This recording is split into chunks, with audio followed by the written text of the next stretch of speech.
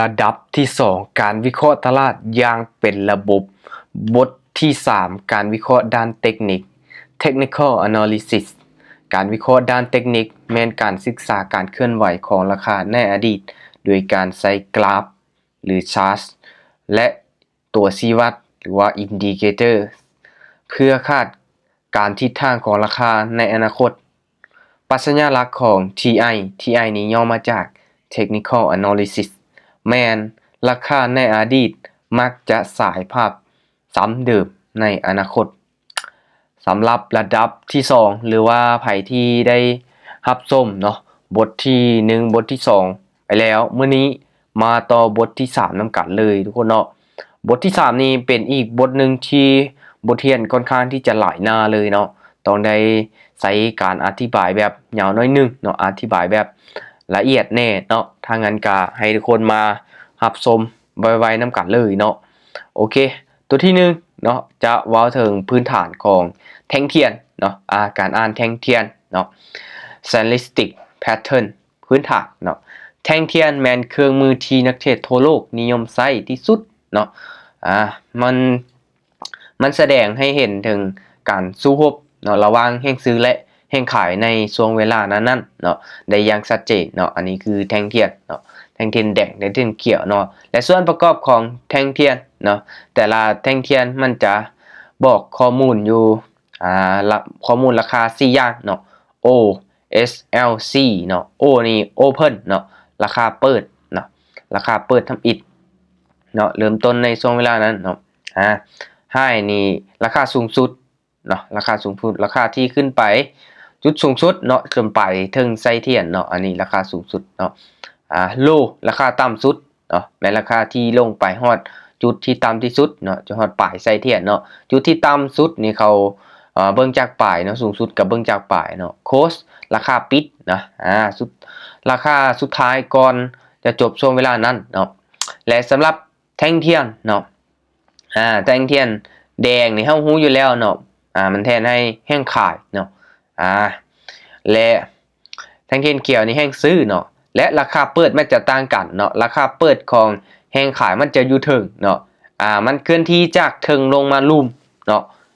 มันก็เลยเป็นแท่งเทียนแดงนี่เคลื่อนที่จากถึงลงลุ่มเนาะอันนี้แม่นจุดสูงสุดของมันอันนี้ไส้เทียนเนาะราคาเปิดจะอยู่นี่เนาะอยู่ระหว่างนี้เนาะระหว่างเนื้อเทียนนี่ลงมาปึ๊บจนฮอดปิดราคานี้เนาะเขานับเฉพาะแต่เนื้อเทียนตัวนี้เนาะเคลื่อนที่จากเทิงลงลุ่มและแท่งเทียนเขียวเนาะมันจะเปิดจากจุดต่ำสุดนี้ขึ้นไปเนาะจุดนี้สูงสุดตัวนี้สูงสุดของเนื้อเทียนเนาะเป็นราคาปิดเนาะอันนี้มันถึงสุดเลยเนาะไส้เทียนเนื้อเทียนเนาะองค์ประกอบเนาะประมาณนี้เลยเนาะสำหรับแท่งเทียนให้ทุกคนจื้อง่ายๆเนาะและมาเบิ่งบาดนี้รูปแบบของแท่งเทียนเนาะที่สำคัญสำหรับมือใหม่เนาะค่อยเสื้อเลยเนาะหลายๆคนก็ยังบ่ทันได้ฮู้เนาะหลายๆรูปแบบของแท่งเทียนเนาะเห็นบ่แต่ละแท่งเทียนเนาะแต่ละรูปแบบมันก็บ่งบอกแตกต่างกันเนาะคือรูปแบบตัวที่1เนาะที่ค่อยยกมาก็คือรูปแบบแท่งเทียนแฮมเมอร์เนาะแฮมเมอร์ Stylistic Pattern เนาะแท่งเทียนแฮมเมอร์นี้เป็นแท่งเทียนรูปคอนเนาะเห็นป่ะตัวนี้เลยรูปคอนเนาะเนื้อเทียนอยู่เทิงๆแล้วก็มีไส้เทียนยาวทั้งนั้นลุ่มนี่คือคอนเลยเนาะแม่นหนึ่งในรูปแบบการกลับตัวของราคาที่สำคัญที่สุดเนาะถ้าเกิดแท่งเทียนแฮมเมอร์ตัวนี้ขึ้นมาแล้วเนาะมันบ่งบอกถึงการกลับตัวเนาะมันจะเป็นในทรงที่เป็นขาลงเนาะมันแสดงให้เห็นว่าตลาดเนาะมีการปฏิเสธราคาลงต่ำเนาะมีเนื้อเทียนลงมาเนาะมีการกลับตัวมันจากที่มันเป็นขาลงมายาวๆแล้วเนาะเกิดมาเป็นแท่งเทียนแฮมเมอร์ยุรูปเนาะแท่งเทียนเขียวตัวนี้เนาะเห็นป่ะลูกศรมันซีบอกเนาะมันมีโอกาสที่จะกลับตัวขึ้นไปเนาะ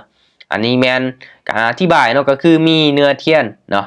มีเนื้อเทียนนี่มีขนาดน้อยเนาะอยู่ส่วนเทิงของแท่งเทียนเห็นป่ะตัวนี้เลยเนาะเนื้อเทียนเป็นสีเขียวหรือสีแดงก็ได้เนาะแต่สีเขียวจะมีสัญญาณที่แข็งแรงกว่าเนาะ2ไส้เทียนด้านลุ่มเนาะlower sus down ต้องมีความยาวอย่างน้อย2-3 เท่าของเนื้อเทียนเห็นป่ะตัวนี้เนาะยาวกว่าเนื้อเทียน นี่แม่นจุดสำคัญที่ผมบอกว่าแห้งซื้อได้ชนะแห้งขายในช่วงเวลานั้นเนาะไซเทียนทางด้านเทิงเนาะ upper shutdown บ่มีเลยหรือมีเพียงเล็กน้อยเนาะเห็นว่าตัวนี้เลยเนาะความหมายและการนำใสเนาะมันเกิดขึ้นเนาะมันเกิดขึ้นอยู่ใสมักจะเกิดในช่วงเวลาขาลงเนาะมันจะเกิดในช่วงเวลาขาลงหรือบริเวณฐานแนวรับหรือว่าซัพพอร์ตเนาะสัญญาณที่บ่งบอกถึงการกลับตัวเนาะเป็นขาขึ้นเนาะหมายความว่าผู้ขายพยายามผลักดันราคาลงให้ต่ำเนาะต่ำลงแต่ถือ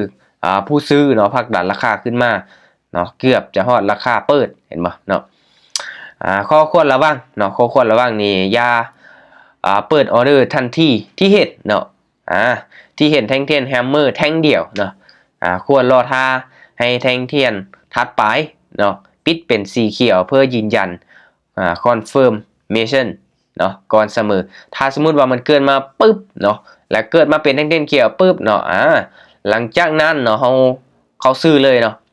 เขาซื้อเลยเนาะคือตัวอย่างว่าแท่งนี้เนาะรอท่าอันนี้รอผลเนาะรอผลออกเขียวแล้วเนาะออกแดงรอท่าตัวนี้เนาะเขาก็ซื้ออีกเลยเนาะโอเคตัวนี้จะเป็นแท่งเทียนแฮมเมอร์เนาะเป็นอีกรูปแบบแท่งเทียนหนึ่งเนาะผมบอกถึงการกลับตัวเนาะง่ายๆให้ทุกคนจื้อง่ายๆเนาะตัวต่อมาเนาะรูปแบบแท่งเทียนที่สำคัญคือเก่าเนาะก็คือ shooting star เนาะ shooting star ตัวนี้เลยเนาะเห็นบ่ให้ทุกคนจื้อง่ายๆเนาะ shooting star ก็คือมันจะโกงกันข้ามเนาะโกงกันข้ามกับแท่งเทียนแฮมเมอร์เนาะแท่งเทียนดาวตกหรือ shooting star แมนการกลับโตของราคาที่โกงกันข้ามกับแฮมเมอร์เห็นบ่คือแฮมเมอร์มันจะอยู่ลุ่มเนาะแต่ว่า shooting star มันจะอยู่ถึงเนาะมันเป็นสัญญาณเตือนว่าแห้งขายแห้งซื้อเนาะกำลังออนแห้งเนาะแห้งขายกำลังเข้ามาเนาะควบคุมตลาดเนาะและลักษณะเด่นของ shooting star เนาะเนื้อเทียนเนาะมีขนาดน้อยอยู่ส่วนลุมของแท่งเทียนเนาะเนื้อเทียนจะเป็นสีแดงหรือสีเขียวก็ได้เนาะแต่สีแดงจะให้สัญญาณที่กันกับตัวที่ชัดเจนเนาะใส่เทียนทางด้านเทิงเนาะเห็นบอกใส่เทียนยาวๆทางด้านเทิงเนาะต้องมีอย่างน้อย2-3 เท่าของเนื้อเทียนเนาะมันแสดงให้เห็นว่าราคามันแสดงให้เห็นถึงราคาว่าพยายามขึ้นไปสูงเนาะแต่สุดท้ายก็ถือแข่งขายพักดันลงราคาลงมาเห็นบ่เนาะใส่เทียนทางด้านลุ่มเนาะมีหรือว่าบ่มีก็ได้เนาะความหมายเนาะความหมายและการนำสายนี้เกิดขึ้นอยู่สายเนาะมันจะเป็นขาขึ้นเนาะหรือว่าขึ้นไปสูงเนาะเป็นขาขึ้นเนาะขึ้นไปแก่ยาวเนาะบริเวณแนวต้านหรือว่าresistance เนาะ resistance เนาะมันขึ้นมาสูงแล้วเนาะฐานแนวต้านที่มีคนตั้งฐานไว้เนาะสัญญาณบ่งบอกถึงการกลับตัวเป็นขาลงเนาะมันหมายความว่าผู้ซื้อได้สูญเสียการควบคุมเนาะและตลาดมีโอกาสที่จะเปลี่ยนทิศทางลงเนาะเคล็ดลับการนำไซเนาะเช่นเดียวกันกับแฮมเมอร์เนาะท่านบ่ควรใจฮ้อนเปิดออเดอร์เซลล์ทันทีเนาะเอาควรรอท่าแท่งเทียนทัดไปเป็นสีแดงเนาะเพื่อยืนยันว่าแห้งขายได้เข้ามาแท้ๆเนาะจึงคอยพิจารณาการเข้าเทรดเนาะเห็นบ่เกิดมาปุ๊บเนาะแท่งนี้ก็ต้องเป็นแดงเนาะแดงต่อลงมาแล้วโอเคจัดเลยเนาะโอเคง่ายๆเนาะ shooting star เนาะมันจะเกิดในช่วงขาขึ้นไปเลยเนาะกูกันข้ามกับแฮมเมอร์เลยผมแบบแท่งเทียนต่อมาเนาะ engulfing เนาะหรือว่าแท่งเทียนกลืนกินเนาะเห็นบ่แท่งเทียนกลืนกินนี่เห็นบ่มันจะมีตัวนี้เลยเนาะเขียวเนาะกลืนกินแดงเนาะแล้วก็แดงกลืนกินเขียวตัวนี้เนาะมันจะบ่งบอกแตกต่างกันเนาะผมแบบ engulfing แม้นหนึ่งในสัญญาณการกลับตัวที่แข็งแรงที่สุดเนาะในการวิเคราะห์ด้านเทคนิคเนาะและมันจะมีกลืนกินขาขึ้นเนาะเห็นบ่กลืนกินขาขึ้น1เนาะกลืน engulfing กลืนกินขาขึ้นเนาะลักษณะช่วงขาขึ้นเนาะช่วงขาลงเนาะแท่งเทียนทับอิฐแมนแดงน้อยเนาะมันเป็นขาลงมาแล้วเนาะเป็นแดงน้อยแล้วเกิดมาเป็นเขียวเนาะมันบ่งบอกได้เลยมีโอกาสที่จะกลับตัวขึ้นไปเนาะไอ้คนจื้อง่ายๆเนาะแท่งเทียนกลืนกินถ้าสมมุติว่าแดงเนาะกลืนกินเขียวนี่มันบ่งบอกเลยเนาะ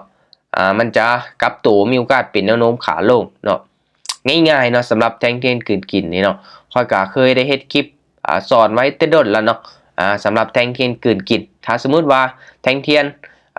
เขียวน้อยเนาะเกิดมาเป็นแท่งเทียนแดงเนาะยาวกว่าแท่งเทียนเขียวนี่แสดงว่ามันกลืนกินขาลงเนาะมีโอกาสที่จะ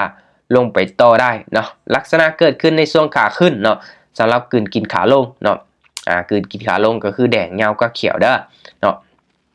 แท่งเทียนทำอิฐเป็นเขียวน้อยเนาะแต่แท่งเทียนที่2เป็นแดงที่ใหญ่เนาะกลืนเนาะแท่งเทียนก่อนหน้าหันทั้งหมดเลยเนาะหมายความว่าแห่งขายได้เข้ามาครอบงำตลาดเนาะและทำการยุดการขึ้นเนาะของราคาเนาะสัญญาณแล้วราคามีโอกาสกลับตัวเป็นขาลงเนาะเคล็ดลับการสังเกตเนาะเนื้อเทียนเนาะแท่งที่2ใหญ่กว่าแท่งเทียนน้ำอิฐหลายเท่าเนาะ สัญญาณยิ่งแข็งแรงเนาะตำแหน่งแม่นยำที่สุดเมื่อเกิดบริเวณแนวหับหรือว่า support สำหรับขาขึ้น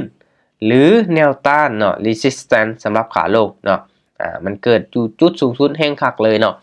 โอเคสำหรับแท่งเทียนกลืนกินนะทุกคนเนาะมีประมาณนี้เนาะสำหรับคลิปนี้จะอธิบายยาวแน่เนาะอธิบายไว้แน่เพราะว่าคลิปยาวเดี๋ยวทุกคนได้เนาะไปกันต่อรูปแบบแท่งเทียนโดจิเนาะทุกคนเนาะแท่งเทียนโดจิหลายๆคนก็ยังบ่ฮู้เนาะว่าโดจิมันก็มีหลายรูปแบบคือกันเด้อเนาะสำหรับโดจิแมนมีลักษณะพิเศษเนาะและสังเกตได้ง่ายๆเนาะมันเกิดขึ้นเมื่อราคาเปิดและราคาปิดแม้ราคาเดียวกันเนาะเห็นบ่ราคาเปิดราคาปิดราคาเดียวกันเลยเนาะหรือใกล้เคียงกันสุดๆเนาะตัวนี้ใกล้เคียงเนาะใกล้เคียงเนาะจนเฮ็ดให้เนื้อเทียนมีลักษณะเป็นเส้นซื้อบางๆคล้ายคือกับเครื่องหมายบวกเนาะคล้ายคือกับเครื่องหมายบวกเนาะความหมายของโดจิเนาะโดจิแสดงถึงความลังเลเนาะของตลาดมันหมายความว่าทั้งฝ่ายซื้อและฝ่ายขายเนาะมีกำลังพอๆกันเนาะบ่มีฝ่ายใดสามารถครอบงำตลาดได้ในช่วงเวลานั้นเนาะประเภทของโดจิที่สำคัญเนาะมีstandard doji เนาะหรือว่า doji มาตรฐานเนาะstandard doji เนาะ doji มาตรฐานคือมันจะเป็นตัวนี้เนาะใส่เทียนทางด้านลุ่มทางด้านเทิงเนาะมันก็ซ้ำกันเนาะซ้ำกันเลยเนาะตัวนี้เลยเนาะบ่งบอกถึงความลังเลทั่วไปเนาะที่ตลาดกำลังรอท่าเลือกทิศทางเนาะ long range doji เนาะจะเป็นตัวนี้เนาะจะเป็นตัวนี้เลยเนาะมีไซเทียนยาวทั้งด้านเทิงและด้านลุ่มแสดงให้เห็นถึงความปั่นป่วนที่หุ้นแห้งเนาะแต่สุดท้ายราคาก็กลับมาปิดที่จุดเดิมเห็นบ่ตัวนี้เลยเนาะ3เนาะดากอนไฟโดจิเนาะโดจิแมงกระเบื้อเนาะก่อนหน้านี้เป็นโดจิขายาวเนาะตัวนี้เป็นโดจิแมงกระเบื้อเนาะไซเทียนยาวทั้งด้านลุ่มเนาะตัวนี้เลยเนาะดากอนไฟเนาะแท่งเทียนแมงกระเบื้อถ้าเกิดฐานแนวรับเนาะถ้าเกิดอยู่ฐานแนวรับเป็นสัญญาณการกลับตู่เป็นขาขึ้นเนาะที่แข็งแรงเนาะ C เนาะกราเวสโตนโดจิเนาะโดจิปลายซั่วเนาะมีไซเทียนทางด้านเทิงยาวเนาะตัวนี้เลยเนาะถ้าเกิดอยู่ฐานแนวต้านเนาะหรือว่าเกิดอยู่เทิงนะฐานแนวต้านจะเป็นสัญญาณการกลับตัวเป็นขาลงที่แข็งแรงเนาะเคล็ดลับการนำไซโดจิเนาะเพียงแท่งเทียนเดียวบ่แม่นสัญญาณให้เข้าเทศเนาะมันเป็นเพียงสัญญาณเตือนว่าแนวโน้มเนาะเดิมอาจจะหยุดหรือเปลี่ยนทิศทางเนาะต้องเบิ่งบริบทเนาะโดจิจะมีความหมายหลายที่สุดเมื่อเกิดขึ้นหลังจากที่มีแนวโน้มเนาะมีแนวโน้มขึ้นหรือลงมาอย่างยาวนานเนาะหรือเกิดอยู่บริเวณแนวรับแนวต้านเนาะคือส่วนหลายด้วยทุกคนเนาะถ้าไผที่ได้เข้าไปเทรดน้ำค่อยเนาะถ้ามันเกิดมาเป็นแท่งเทียนโดจิเนาะหรือว่าแท่งเทียนที่มีไซส์ทางด้านลุ่มด้านเทิงเนาะค่อยจะบอกตลอดเนาะมันบ่ควรเข้าออเดอร์เนาะในแท่งเทียนนี้เลยเนาะเราควรที่จะผ่านไปก่อนมันเป็นแท่งเทียนลังเลเนาะลังเลเป็นแท่งเทียนลังเลเนาะเราบ่ควรเข้าออเดอร์เนาะเบิ่งก่อนเนาะมันบ่งบอกถึงว่ามีโอกาสไปได้ทั้ง2ทิศทางเลยเนาะรูปแบบต่อไปเนาะโอเค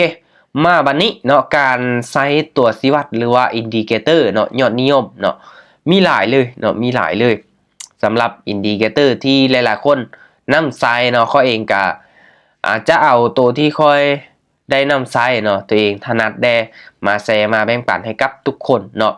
ตัวที่1จะเป็นเส้นmoving Everett Dubo เนาะ2เส้นคาสเลียเนาะแบบคู่เนาะการนำสาย2เส้นนี้นี่มันจะมีความไวเนาะที่แตกต่างกันเนาะความไวที่แตกต่างกันเนาะหลักๆให้ทุกคนสังเกตว่าจุดที่มันตัดกันเนาะการเฮ็ดเวียกเนาะแล้ววิธีการเฮ็ดเวียกเนาะคือเส้นไวเนาะfast MA ปกติคาสเลียน้อยเนาะเส้นว่าเส้น MA 50เนาะซึ่งจะเคลื่อนที่ไวเนาะตอบสนองต่อราคาปัจจุบันได้ดีเนาะแล้วก็เส้นช้าเนาะ slow เนาะ MA เนาะปกติจะใส่ค่ามาเส้น MA 200เนาะซึ่งจะบ่งบอกถึงแนวโน้มระยะยาวและมีความเสถียรหลายกว่าเนาะสัญญาณที่สำคัญเนาะGolden Cross หรือว่าสัญญาณขาขึ้นเนาะจะเกิดขึ้นเมื่อเส้นไวตัดเส้นซาขึ้นเนาะตัวนี้เลยเนาะถ้าสมมุติว่าตัวนี้เป็นเส้นซาเนาะตัวนี้เป็นเส้นไวเนาะมันตัดขึ้นปึ๊บเนาะเห็นป่ะมันจะเป็นขาขึ้นเลยเนาะตัวนี้เห็นป่ะ Golden Cross เนาะตัวว่าเส้นสีนี้เนาะตัดขึ้นไปเนาะมันจะเป็นขาขึ้นถ้าว่ามันยูเทิร์นเนาะมันตัดลงมามันจะเป็นแนวโน้มขาลงเนาะที่จริงอยู่ในBig Trade เนาะแห่งชัดเจนเลยเนาะคอยนำสายนี่ชัดเจนเนาะเคยมีคลิปสอนละเอียดไว้แล้วเนาะง่ายๆถ้ามันตัดขึ้นเอาตามซื้อตัดลงเขาตามขายเลยเนาะสำหรับการยืนยันเนาะอย่าเบิ่งแต่เส้นตัดกันเพียงอย่างเดียวเนาะควรเบิ่งแท่งเทียนและวอลลุ่มเพื่อประกอบการยืนยันว่าการตัดกันนั่นเนาะมีแห้งซื้อและแห้งขายเข้ามาแท้เนาะเห็นบ่มันก็บ่ได้หมายความว่าเขาสิเบิ่งแต่อย่างเดียวเนาะเขาต้องเบิ่งแท่งเทียนไปพร้อมเนาะเบิ่งวอลลุ่มที่เข้ามาพร้อมเนาะtime frame เนาะการนำใส่ MA ดูโบเนาะประกอบเวลาที่ใหญ่เนาะเช่นว่า D1 หรือD1 นี่เป็น1มื้อเนาะหรือว่า H4 นี่ประมาณ4ชั่วโมงเนาะจะให้สัญญาณที่มีความแม่นยำสูงกว่าเวลาสั้นเนาะเห็นบ่แม่นหลักๆในถ้าทำเฟรมแบบเฮิงๆแน่นี่จะละเอียดเนาะถ้าเอาเทรดในกระดานเทรด BX Trade นี่ถ้าเฟรมมันสั้นเนาะถ้าเฟรมมันสั้นแล้วก็มันตัดกันไวเนาะตัดกันหลายจุดอีกในมือหนึ่งเนาะโอเคไปอินดิเคเตอร์ตัวต่อมาเนาะการนำไซด์ตัวนี้เนาะ RSI เนาะ RSI เนาะย่อมาจากRelative Strength Index เนาะการนำไซต์ตัวนี้ RSI ก็ถ้าใครที่มักเนาะในการนำไซต์นี่ก็สังเกตได้ดีเลยเนาะเขาจะเบิ่งเนาะเห็นว่ามันจะเคลื่อนที่อยู่ในกรอบตัวนี้เนาะมันลงมาตามเนาะปุ๊บเนาะลงมาฮอดลุ่มเนี่ยมันจะกลับขึ้นไปเนาะขึ้นมาเทิงมันจะกลับลงมาเห็นบ่มันจะมีค่าบอกพร้อมเนาะRSI แบบเคลื่อนที่มันซีขึ้นซีลงบ่เคลื่อนที่ขึ้นมาสูงบ่เนาะมีโอกาสที่จะเป็นไปได้เลยเนาะ RSI แมนตัวชี้วัดประเภทmomentum เนาะoscillator เนาะการนั้นใช้การกระแทกความหมุนแรงเนาะของราคาที่บ่งบอกถึงตลาดในตอนนั้นเนาะว่าสภาพแห่งซื้อเนาะหรือว่าแห่งขายที่หลายเกินไปเนาะถ้าสมมุติว่าแห่งขายมันหลายมันจะลุดลงมาเนาะลุดเส้นover source ลงมาเลยเนาะตัวเท่านี้ overbought เนาะมันจะมีเส้นกลางเนาะตัวนี้เนาะเส้น overbought แห่งซื้อหลายเกินไปเนาะเมื่อเส้นราคาขึ้นไปสูงเนาะถ้าทุกคนได้นำทรายแล้วจะสังเกตได้เลยเนาะถ้าค่อยอ่านเพียงแต่ทฤษฎีทุกคนอาจจะงงแน่เนาะอาจจะงงแน่เนาะว่ามันก็มีหลายเนาะสำหรับเคล็ดลับเนาะในการนำไซเนาะอย่าฟาวเทสทันทีถึงแม้ว่าเส้น RSI เนาะจะฮอดเส้นจะฮอด70หรือ30แล้วเนาะราคายังสามารถไปต่ออีกได้เนาะไปต่อได้อีกเด้อเนาะควรให้รอท่าเส้น RSI เนาะหักหัวขึ้นมาเนาะเข้าในโซนปกติก่อนเนาะจึงสามารถให้สัญญาณที่ปลอดภัยกว่าเนาะให้ใช้divergent เนาะ divergent ถ้าราคาไปฮอด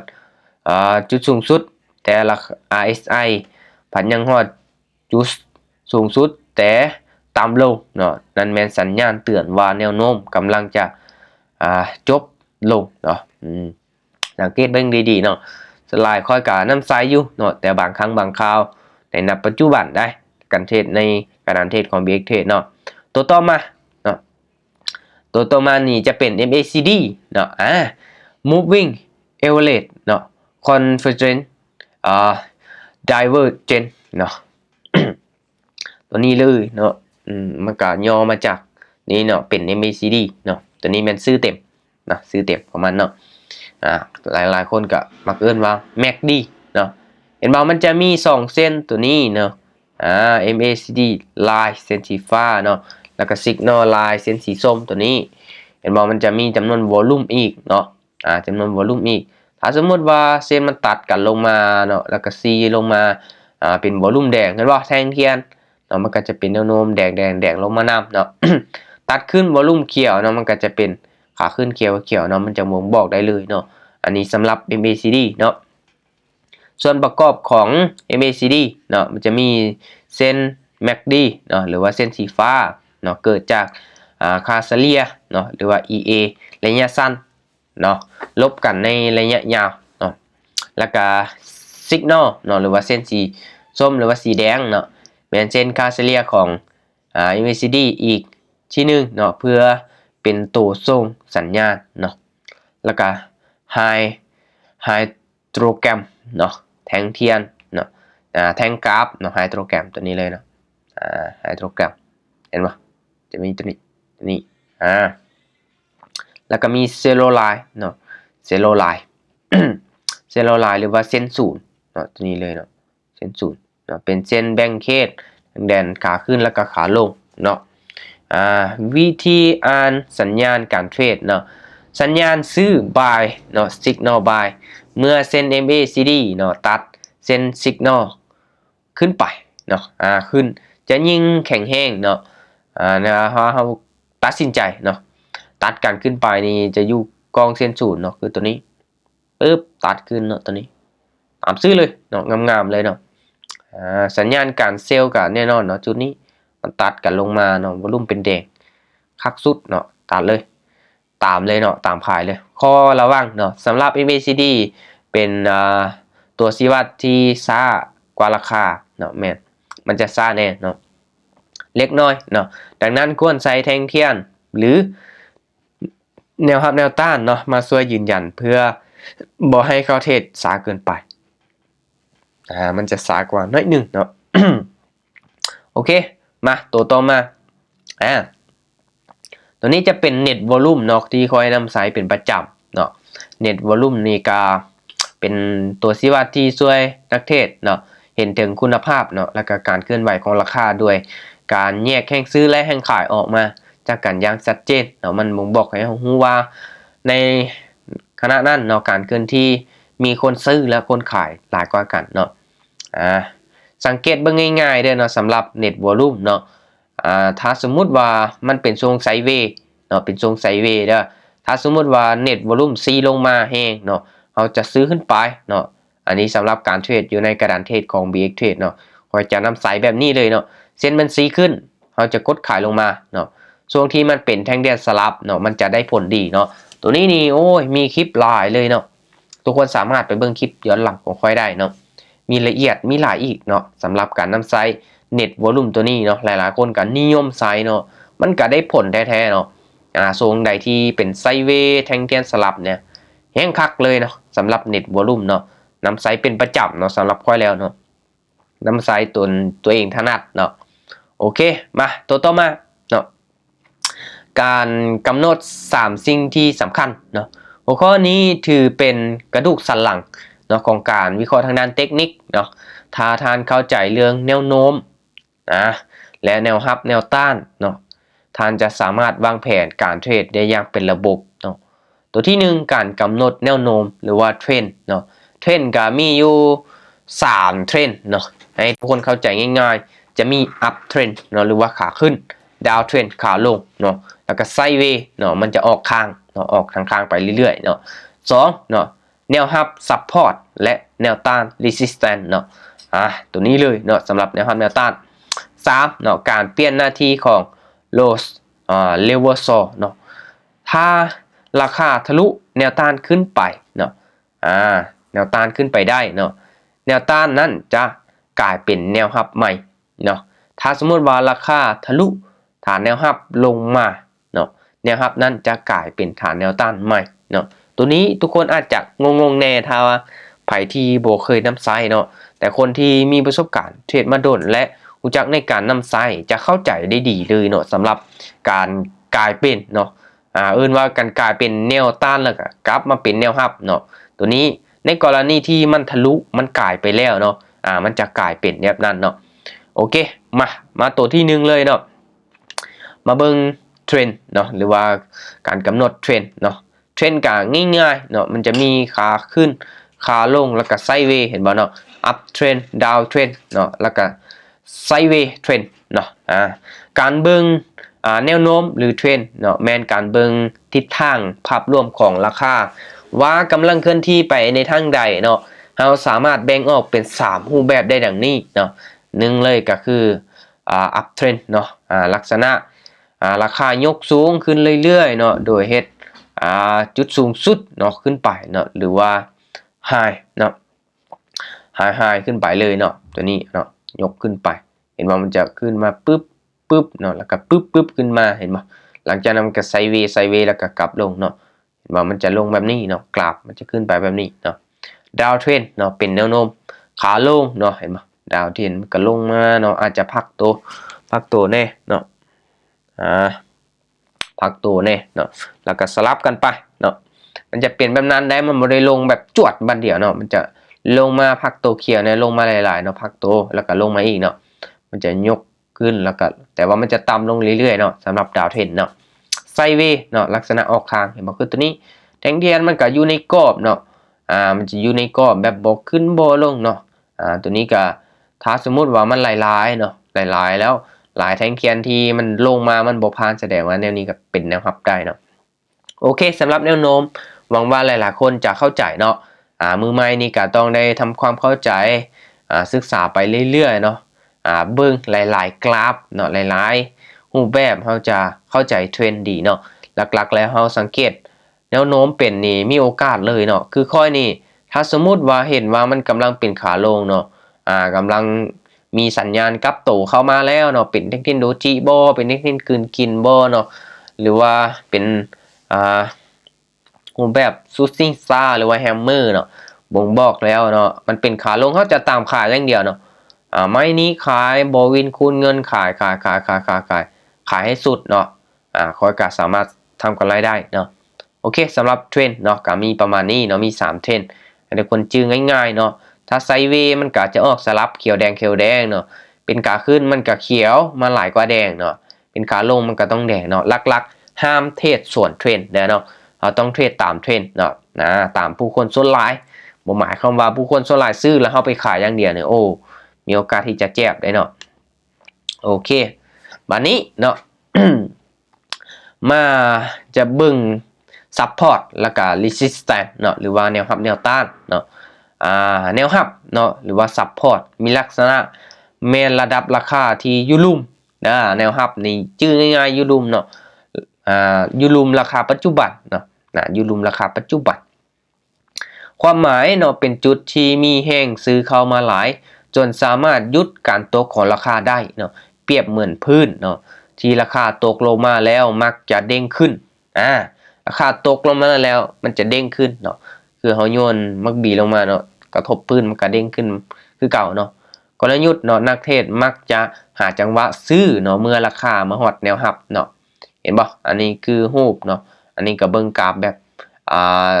ระยะยาวแน่เนาะแต่มาเบิ่งตัวนี้เนาะเห็นบ่มันลงมาปึ๊บตัวที่1บ่ผ่านเนาะ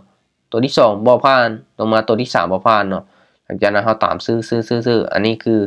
support หรือว่าแนวรับเนาะจุดสูงสุดเห็นบ่ตัวนี้เฮาสามารถที่จะขีดเส้นได้เนาะก็ต่อเมื่อมันมี1แล้วต้องมี2เนาะถ้าเป็นไปได้ต้องมี3เนาะราคาแบบซ้ำกันเลยเนาะเห็นบ่ตัวเลขราคาอยู่นี่เนาะเราจะสังเกตเห็นเนาะ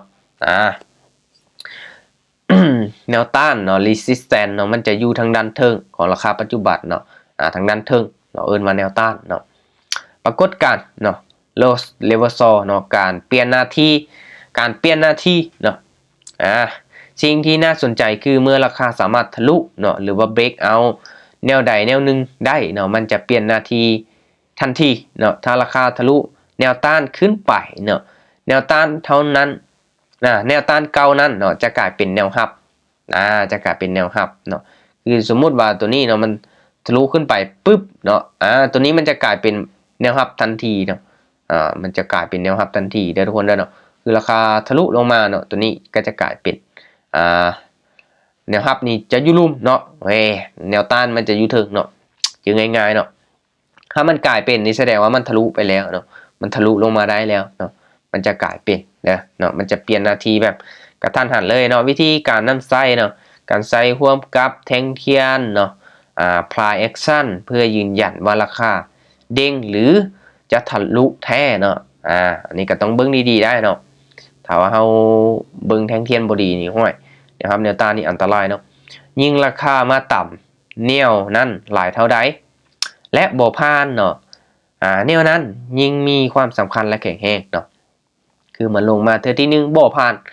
ลงมาอีกเทื่อที่2บ่ผ่านลงมาอีกเทื่อที่3บ่ผ่านเทื่อที่4เทื่อที่5บ่ผ่านนี่แสดงว่าโอ้ตัวนี้มันแข็งแรงเนาะแนวรับตัวนี้มันแข็งแรงเนาะหรือว่าขึ้นไปสูงเทื่อที่1บ่ผ่านเทื่อที่2บ่ผ่านเนาะกลับลงมาคือเก่าแสดงว่าตัวนี้ก็ถือว่าแนวต้านเนาะแข็งแรงเนาะโอเคสำหรับแนวรับแนวต้านเนาะเดี๋ยวมาเบิ่ง ตัวต่อมาเนาะตัวต่อมานี่เนาะคือเขาจะเบิ่งFibonacci เนาะFibonacci เนาะretracement เนาะมันจะมีtrend line เนาะแนวโน้มFibonacci เนาะแล้วก็การกลยุทธ์เนาะกลยุทธ์การใส่ร่วมกันเนาะมาเดี๋ยวเรามาเบิ่งนำกันตัวนี้ก็ถ้าว่าเฮาเทรดในBig Trade มันส่วนน้อยเนาะที่เราจะนำใส่เพราะว่าtime frame มันค่อนข้างที่จะสั้นเนาะเช่นไลน์หรือว่าเส้นแนวโน้มเนาะตัวนี้เลยเนาะถ้าว่าเขาตียูเทิร์นเนาะปึ๊บเนาะมันจะลงมาเป็นเฉลี่ยงแบบนี้ตัวนี้มันจะขึ้นเป็นเฉลี่ยงเนาะอันนี้เป็นจุดต่ำสุดของมันนะหรือว่าเส้นแนวโน้มเนาะแนวโน้มคือมันลงมาจุดนี้ปึ๊บเนาะตีเฉลี่ยงแบบนี้เนาะทุกคนถ้าว่าสังเกตมันจะเห็นเนาะ เทรนไลน์แมนเครื่องมือพื้นฐานที่ช่วยให้นักเทรดเห็นทิศทางของราคาตลาดได้ชัดเจนขึ้นเนาะตีเทรนไลน์เนาะ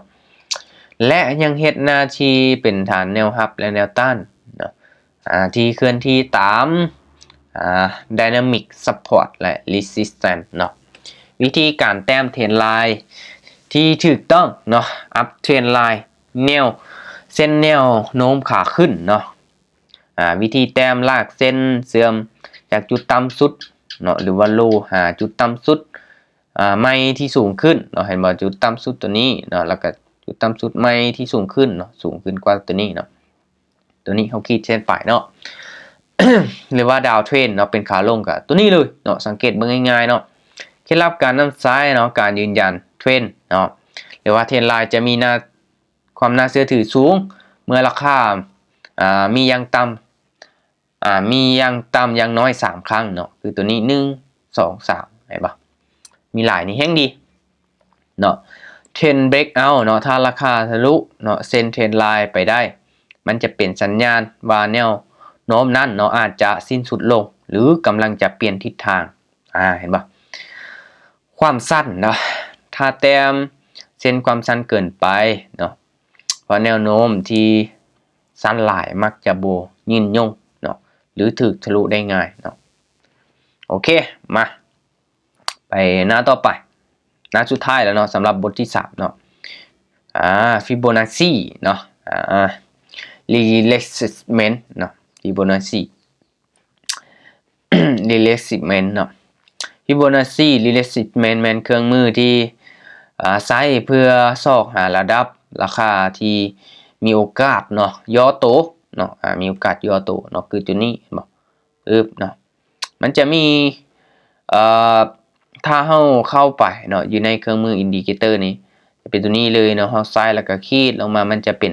ช่องเนาะเป็นช่องลงมาเรื่อยๆเนาะเห็นบ่คือตัวนี้แล้วก็เบิ่งเนาะย้อนหลังเนาะการตีเบิ่งย้อนหลังเขาก็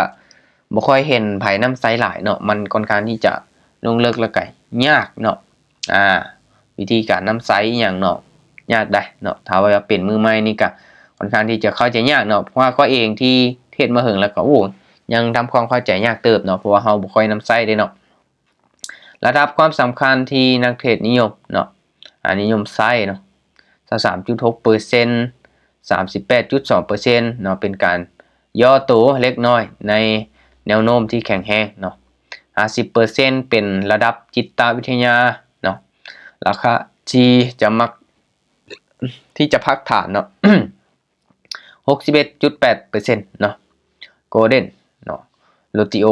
เป็นระดับที่สำคัญที่สุดถ้าราคาย่อลงมาฮอดจุดนี้เนาะแล้วบ่หลุดเนาะมีโอกาสสูงที่จะดีดกลับตัวเนาะขึ้นไปเป็นแนวโน้มดั้งเดิมเนาะโอเคเนาะมันจะมีตัวเลขเปอร์เซ็นต์อยู่ตัวนี้เนาะตัวเลขตัวนี้เนาะเอากระเบิ้งเนาะมันจะต่างกันเนาะโอเควิธีการลากเส้นเนาะฟิโบนัชชีในแนวโน้มขาขึ้นเนาะหรือว่าอัพเทรนจากราคาจุดต่ำสุดเนาะสวิงโลขึ้นไปหาจุดสูงสุดสวิงไฮเนาะเราทาให้ราคาย่อตัวลงมาระดับฟิโบนัชชีเนาะเซ็น 50% หรือ 68% เพื่อหาจังหวะซื้อเนาะ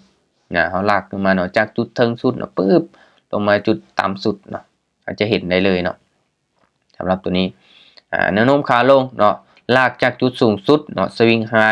ลงมาหาจุดต่ำสุดหรือว่าสวิงโลเนาะถ้าราคาดีโตขึ้นเนาะมันจะต่ำระดับฟิโบนัชชีเนาะเพื่อรอจังหวะเซลล์เนาะเคล็ดลับการนำไซเนาะอย่าไซตัวเดียวเห็นป่ะเนาะฟิโบนัชชีร่วมกับเทรนไลน์หรือแนวต้านเนาะเพื่อเป็นการยืนยันเนาะแล้วถ้าระดับ 61.8% เนาะไปตรงกับเส้นเทรนไลน์พอดีเนาะจะเป็นสัญญาณที่แม่นยำหลายเนาะการยืนยันโดยแท่งเทียนเนาะเพื่อราคาฮอดระดับฟิโบนัชชีเนาะให้สังเกตรูปแบบของแท่งเทียนกับตัวเส้นพิมบ้าเนาะเพื่อให้เพื่อความมั่นใจก่อนเปิดออเดอร์เนาะเดี๋ยวมื้อหน้าค่อยจะเฮ็ดคลิปมาสอนทุกคนลองเบิ่งเนาะเดี๋ยวนี้ก็ไปพิสูจน์ไปน้ำไซเนาะว่ามันได้ผลมันแม่นยำซ้ำใดเนาะวิธีการไซเป็นแบบใดเนาะจะละเอียดลงลึกเนาะเพราะว่าถ้าอธิบายแบบนี้เนาะแต่ทฤษฎีอย่างเดียวมันก็เข้าใจยากเนาะทุกคนเนาะโอเคทุกคนนะสำหรับบทที่3นี่เป็นอีกบทหนึ่งที่บทเรียนค่อนข้างที่จะหลายเนาะต่อไปก็บทที่4เนาะแต่ว่า เอาเป็นคลิปต่อไปเนาะเพราะว่าคลิปนี้ก็ยาวแล้วเนาะหลายคนก็เบิ่งมาเห็นบ่เนาะบทที่4ก็มีหลายเนาะสำหรับบทที่3ก็มีประมาณนี้เนาะจะเว้าถึงการ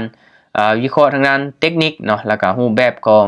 แท่งเทียนเนาะแล้วก็การนำไซอินดิเคเตอร์เนาะแต่ละอันเนาะส่วนหลายจะมีเพียงแต่ทฤษฎีแล้วก็ให้ทุกคนไปฝึกไซเนาะโดยการนำไซเงินเดโมเนาะหรือว่าเงินทดลอ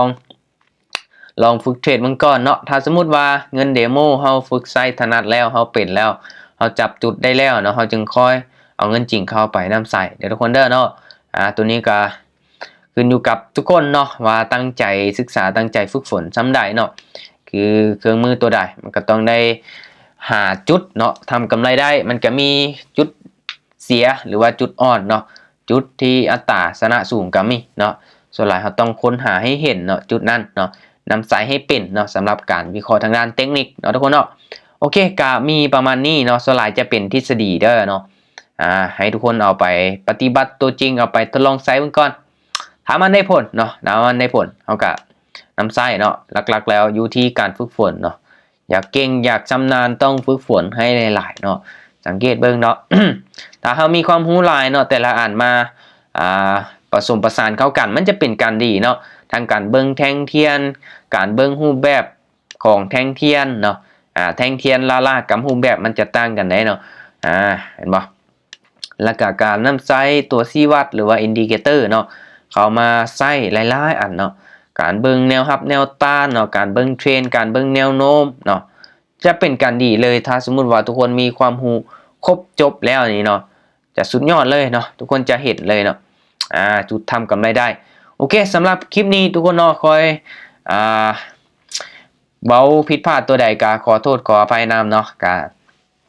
ที่ตัวเองมีความรู้เนาะก็เองก็ยังบ่ทันได้เก่งแต่ยังได้เนาะ กำลังศึกษาเรียนรู้ไปพร้อมๆกับทุกคนเนาะก็ยังมีเทศได้เทศเสียปะปนกันไปในแต่ละมื้อเนาะ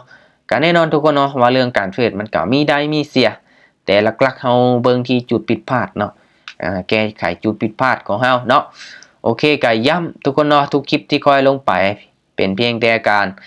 ใส่ให้แบ่งปันความรู้เนาะให้กับคนที่สนใจศึกษาลงทุนเกี่ยวกับการเทรดนี้เนาะค่อยเทรดค่อยสร้างกำไรได้ค่อยหาเงินได้บ่หมายความว่าค่อยจะซักส่วนให้ทุกคนเข้ามาเทรดเข้ามาลงทุนตามแต่อย่างใดเนาะเป็นเพียงค่อยมาแชร์ความรู้เนาะทีมงานขอมาก็จัดให้เนาะอยากเฮ็ดคลิปเป็นอย่างลงไปเนาะลงในช่องทางต่างๆเนาะ YouTube Facebook มันก็สามารถสร้างรายได้ได้แล้วเนาะหลักๆก็อยากปั้น